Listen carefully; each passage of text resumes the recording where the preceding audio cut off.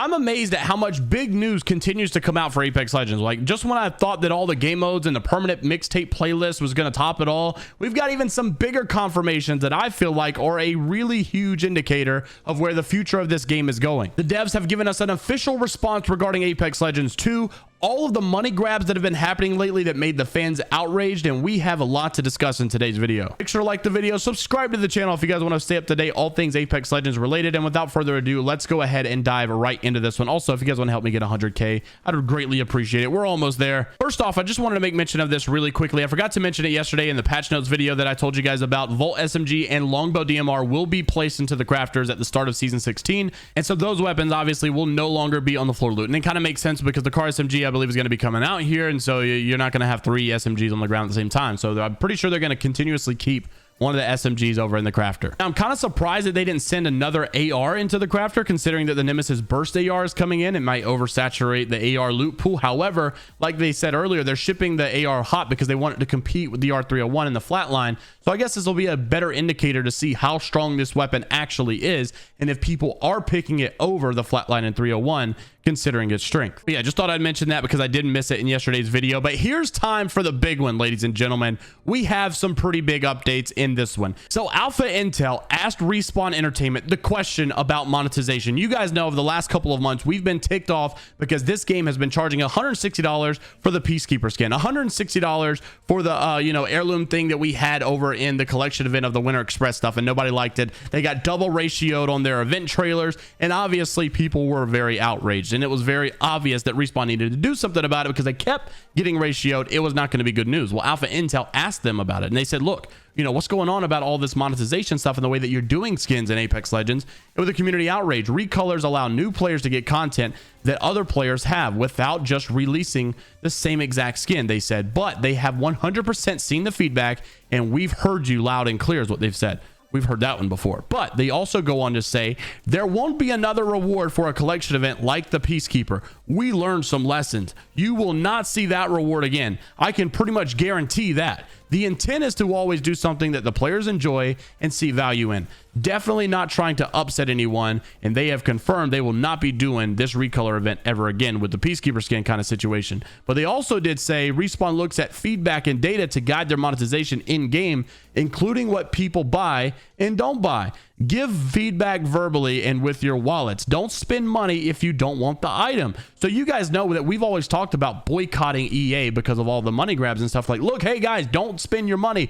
Don't buy the stuff. Well, they actually said that that's how they look at some of the feedback. And if you guys don't use your wallets to buy some of this, it gives them a better feedback because they are genuinely saying that they want to make sure that you're actually finding value in what you're spending your money on. So when people say, look guys, let's not buy this stuff because it's cringe, or like, let's not do this, let's not give them our money, that's not just like a psychopath. Like, they're actually making a good point. We shouldn't spend our money if we're mad about it. So I thought that was pretty good news that maybe we're not going to see any bad cash grabs like that anymore. However, at the end of the day, it's EA. Don't get your hopes too up, but it is good news to see that they are aware and have heard the feedback. However, I believe that's where the good news ends. This is where we had some good news, but mixed with some bad news. Yes, my voice cracked there. I'm still freaking sick for like over a month now. And I take that back. There's plenty of good news in this topic. I thought there was a lot more bad news, but there's actually like only one negative thing that I could find here. But this is actually huge news again. Apex Legends Alpha Intel once again asking the game director over at Respawn, and this is what they said about the future of Apex. There will be big, quote, sweeping changes coming to the game this year.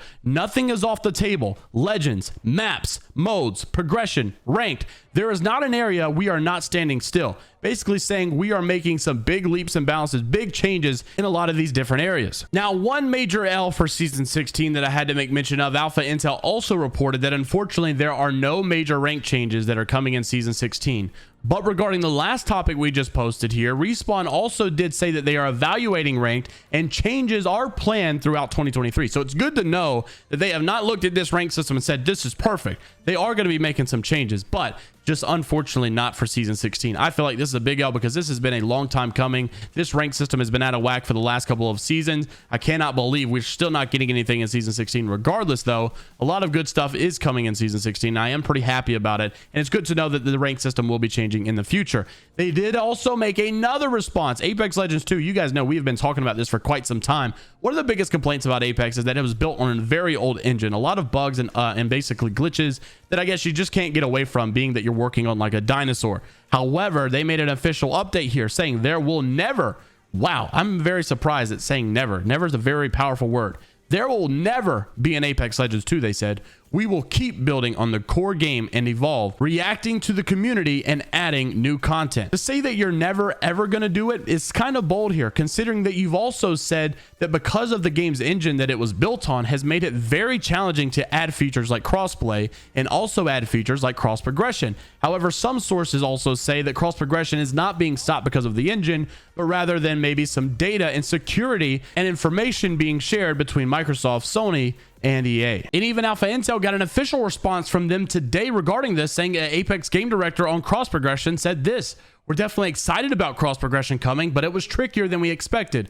We want to make sure that it's ready because you only get one crack at rolling this out. I don't have a definitive date, but it's definitely coming. But regardless, you would think if they've blamed this engine countless time and time again for a lot of the issues that this game has, you would think maybe they would want to get off of it and maybe build it on a new engine or something, but it just doesn't seem like that is the case. They also kind of confirmed that nothing from mobile they plan to bring over to the main game, and it's all separate. They all have different plans and different ideas for the future of this game. Even Tyler Owens, one of the build designers for their game over there, said this yesterday, saying small, relatively safe, incremental changes over time are the only way to approach a live service game with any sort of stability. Basically saying if we're going to keep Apex Legends stable, we cannot just make these massive updates overnight. We have to do very little baby steps at a time over a long span of a time frame. So instead of adding cross progression within like the year that you wanted it, we need to delay it for like 2 or 3 years so that we can make sure, I guess, it's perfect or that the game stays stable. I don't really know. I do kind of understand what he's saying to a point, but I do think some features could be greenlit a little bit quicker than others,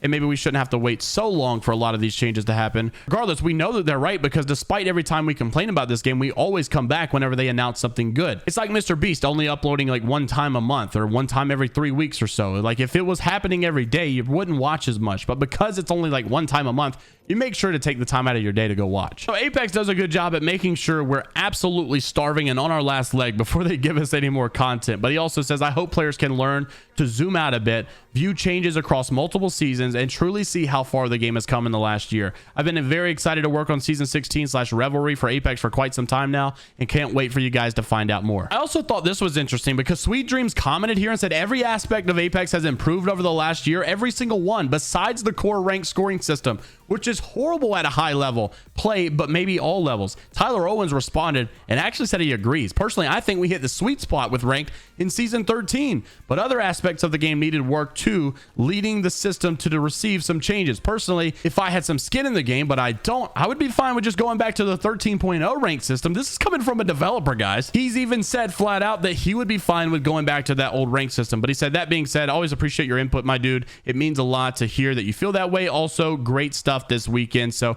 very exciting to see. I'm going to need to talk about that a little bit more. I did not realize that this was coming from a developer saying that he even agrees we should go back to the 13.0 rank system. Let me know what you guys think about that. Finally, wanted to finish it off a little bit here. I had some questions about the orientation mode yesterday. If you guys are not aware, the brand new players coming into the game will not be playing against normal people on normal maps. They will be playing against bots, and this will happen on Kings Canyon.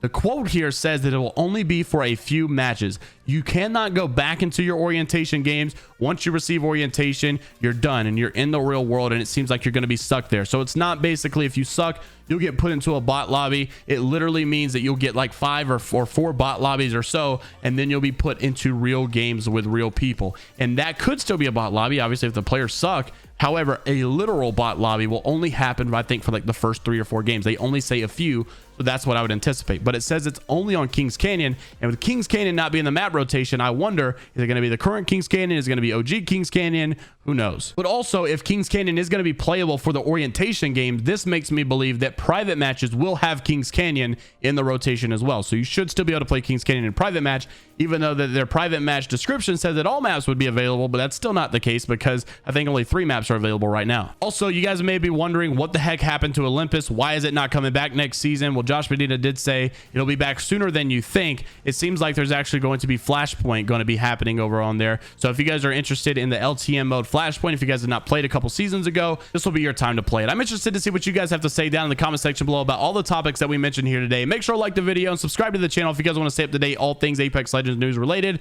and I'll see you guys in the next one. Take care of yourselves. It's Viber Die, only positivity. Until the next time, I'll see you later, Gators.